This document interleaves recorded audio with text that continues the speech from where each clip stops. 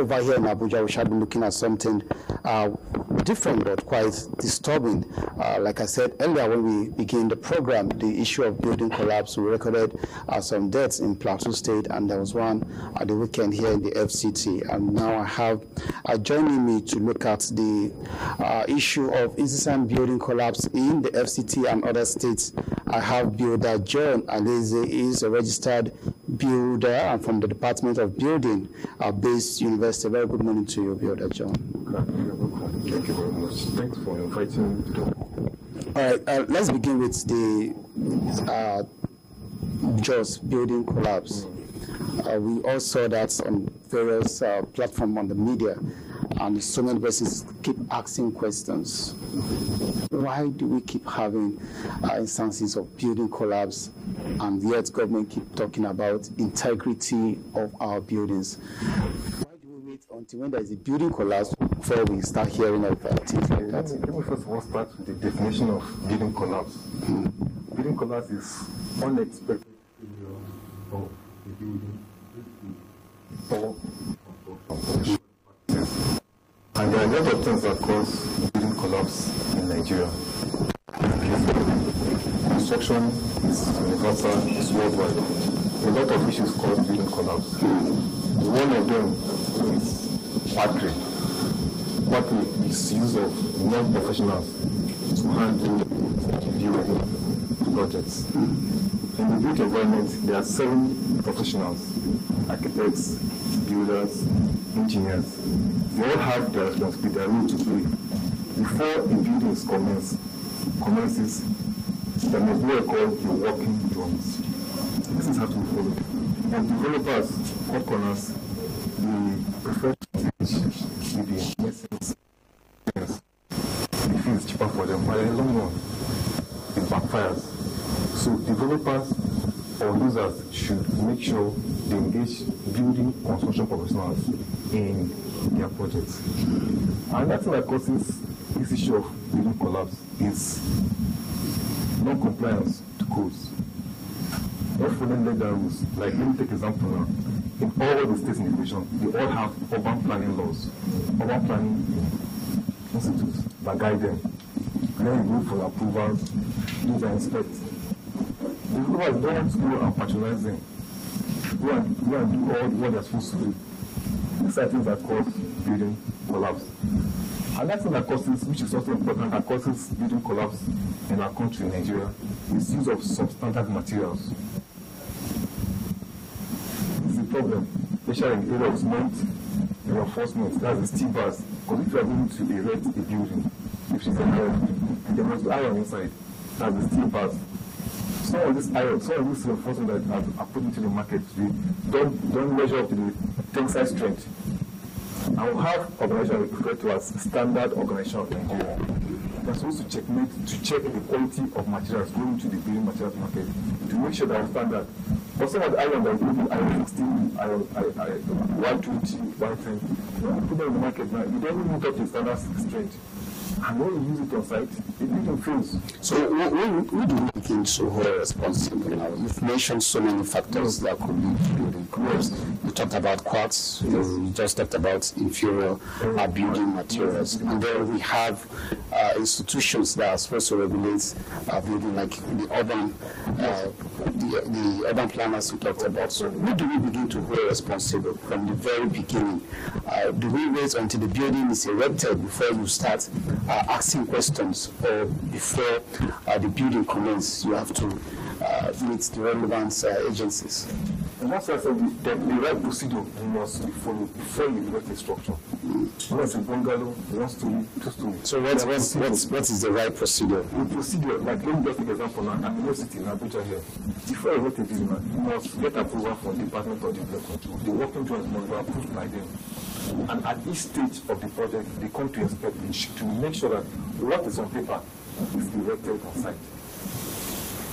Yeah, but people, because of the economy and other issues, they prefer to go and look for just people. Anybody needs medicines that come and do my work for me. I know I'm meant for it, like, you come and do my work for me. But there are legal rules that need to follow. Go get approval. make sure they come and inspect, get the right professional to do the work. Go for quality materials. Quality is of importance. Construction is very risky, and it's capital intensive. Nobody will to invest in money on a project, and the building will collapse. Like what happened in church recently, and seeing how parents were crying, I lost my child, and so many other things. It's pathetic. And that's what causes some of our collapse is lack of maintenance.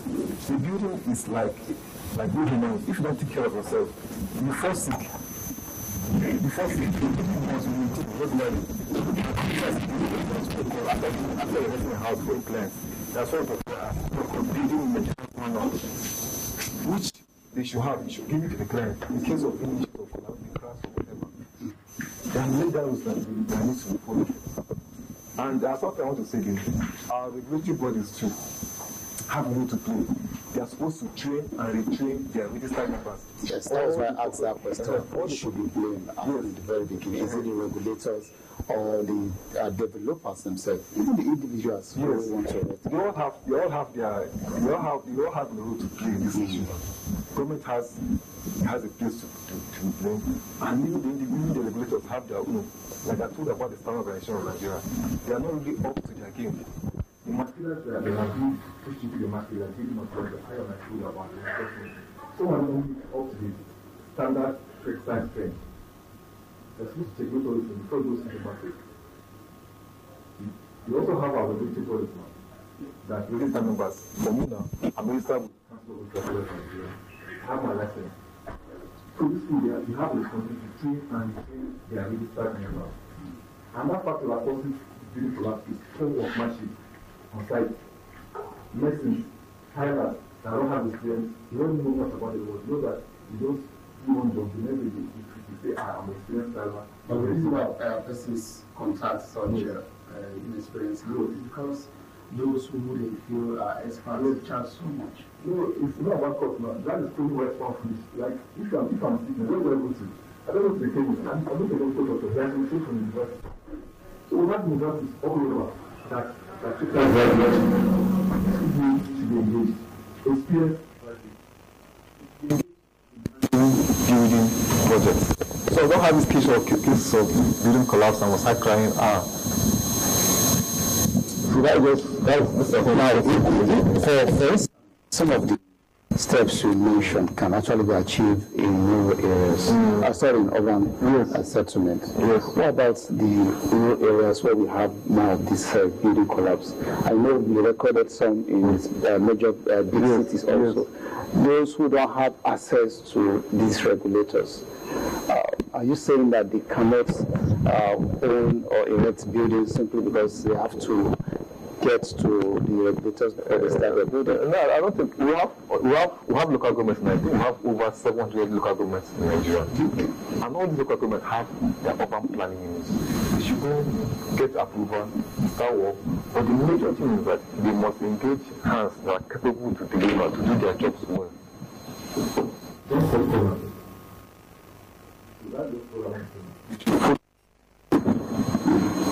of erecting as I said, is capital intensive. And when you invest your funds, you want to get value for that one. Is there a lifespan for a very sometimes you see a building that has stand for a very long time. So you're looking at the structure, you might not really notice that this building might collapse anytime soon. Or you see a building that's just erected few months, it's collapsing. Okay, the average lifespan of a building, a standard building, is 60 years. TV earlier on, we were discussing with builder John Alize on the incessant building collapse across the country. But we are being joined now by the National Publicity Secretary, Nigerian Institute of Building, is builder Peter. And very good morning to you, Peter. Good morning. All right, let me stay with you before I go to builder Peter. We are talking about those who feel that it's expensive to get professionals. That's why they prefer to cut corners. And you said it's penny rounds and foolish. Now, how do you begin to get the consciousness of these people that, look, you just have to do the right thing? Because from what we're saying now, the instance in Jos and the one that happened in Kubwa of recent, these were buildings that have been there for quite some time. So, and then suddenly the buildings collapse. Like I asked the last person before we went on break, how do you determine how old a building is, or what's the lifespan of a building? Does that determine how long the building can stand? So what I'm just saying, like, if a building is well built, the average lifespan of a building is 60 years. A building that's properly constructed should be to stand the test of time. Just like this just before I entered here, suppose why buildings collapsing, this was if a building is properly constructed, it will stand the test of time. Because there's reinforcement, there's concrete, and it has been properly done. That's what we call a working drawing before it's commenced project. Architectural, mechanical, electrical. It's not given to this person on site to manage it. So if these specifications are followed on paper, people understand, no cutting corners, use the architect materials, the right reinforcement. They are supposed to use Y16, use Y16, don't use Y10. Don't like some of our contractors who want to save costs. And end of the day, it will collapse. So the right procedures should be followed. You can look at we were colonized by the British. Those colonial buildings, they don't understand it. Because the kind of building that we have today just changes the definitions everywhere. So let me go to Builder Peter. We're talking about to conduct integrity tests for all buildings. Do you think that's the solution for now? Thank you once again. For me, I do think that we have to wait for buildings to be erected before we start talking about doing integrity tests to determine the quality of structures erected. So that means that at the point of design, at the point of construction, that's implementation because of the building production, we should be able to check and see what we are doing meets the basic standard. So we cannot wait, allow houses to be built and come back to say we want to do integrity tests. What integrity tests are we doing? When in the course of the construction, the local development authorities are meant to come and check the quality of work done from onset. And so if the right things are being done in the course of construction, you don't need to do integrity tests any longer. If you want to check, except if there are issues after construction that you want to check to ascertain what problems are there, then you can now say you want to do some checks to actually verify symptoms that you notice after the building was constructed. But quality assurance are carried out in the course of the construction. You should be able to test your reinforcement and be sure that yes, it meets the tensile strength that it is required to carry.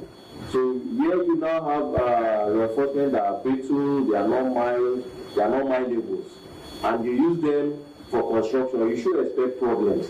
So if you actually do your test in the course of construction, you will know that that reinforcement is not qualified for you to use. It doesn't meet the standard.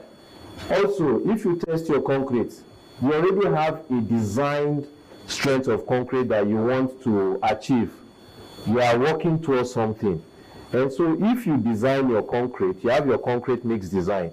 You go to the lab and check if that design that you have done, your concrete that you want to take to the site for production meets that strength. If it doesn't meet that design, you change it until you get it. Then that is what you specify to be used as your eventual or your final concrete that you are going to pour in the site. Not you pour, then later you come and say you want to do integrity test. It's just like where you have gone fire trying to reinvent the wheel. It's not possible any longer for you. If eventually the integrity test tells you that the building does not meet the standard, so you pull down the building. So why don't we get it right from the onset? So you don't need to erect, then pull it down. Because I have done a cube samples and my samples are telling me it does not meet the strength. So I need to go back to the lab and check what are those parameters that are not met and get those parameters right. If I get those parameters right, then I will now use it to do my construction, meaning there are no waste, there are no loss. But if you now allow the building to stand and you now do integrity test and it doesn't meet the standard that you are supposed to have for a basic construction, you have to pull down. It's an economic loss. You're saying something now that most persons should be wondering. You have to go to the lab and do other tests before you start your work. Just like you mentioned earlier, you're giving some of the steps you follow before you erect your building, involving several agencies and institutions, just like what we have now, the Nigerian building, that Nigerian state of building. But some persons will tell you that it's expensive, involving experts. Probably that's the reason why we see so many quacks, so many persons cutting corners just to ensure that they get their building erect. So what is the institute doing towards that regard?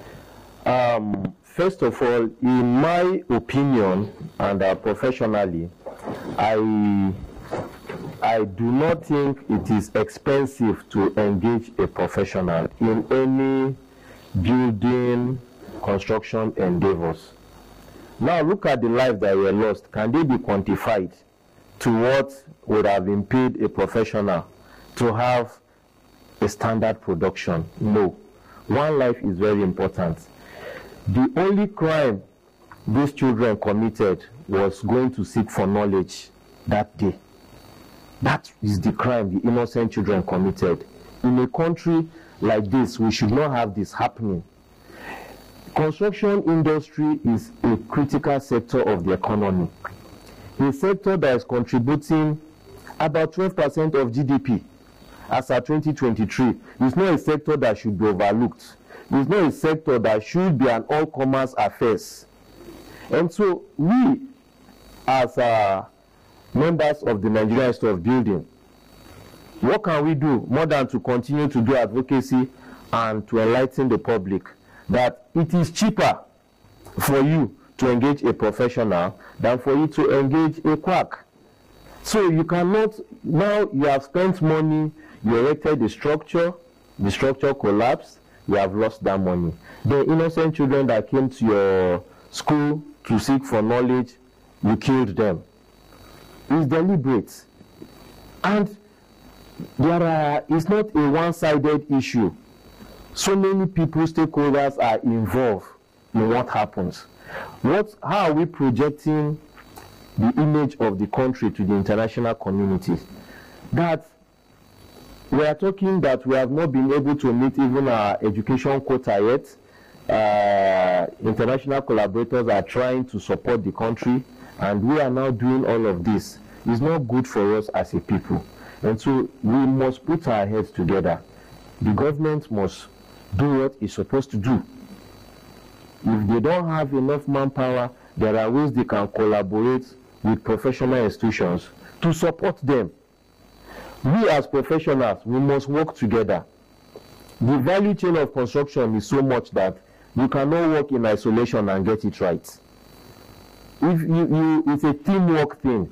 And so because it's a teamwork thing, an individual cannot go and sit start to finish. You are running an endeavor that requires maybe the professional input of an acoustic specialist, professional input of structural engineer, professional service of a land surveyor and the likes. And one person will go and sit down, you will design, you will implement, you will cost, you will do everything. It's not done that way. And so if we don't do this, if we don't come together and synergize to work and to insist that no, the right thing will be done, we will continue to suffer this loss. About 10 years ago, I granted interview to NTA and they asked me, and I told them, so long as the country is not ready to do what is right, we should not expect building collapse to stop. That's the fact. And until the government put its hands and said, yes, we want this to stop, bring the relevant stakeholders together. We have the National Building Code there since 2006. What is it doing? Why can't we implement it? The state laws What are the weaknesses that are there? Why are they not being adjusted to meet the current challenges that we're facing? Just like we said, I visited Hagia Sophia in Turkey, a building that has been standing over 1,000 years, and they keep doing retrofitting and is standing till today. And we will come here, a building under construction will collapse. A building after 5 years will collapse. After 1 month collapse. It's an embarrassment to us as professionals and as a nation, and we have to put a stop to it. Of course, we just have to find a way around it and find a solution. Probably somebody will tell you that we keep finding solutions. Just like you mentioned, 10 years ago, and we're still here, the same place. So I must thank you so much for being on the program. Because of time, we have to wrap up this very segment. Builder Peter Ame is the National Publicity Secretary, Nigerian Institute of Building. Thanks so much for being on the program. Thank you for having me. Okay, and I have Builder John Adeze. He's a registered builder from the Department of Building at Base University here in Abuja. Thank you so much for joining us. All right, we'll quickly join Philip in our Benin studio for continuation of the program.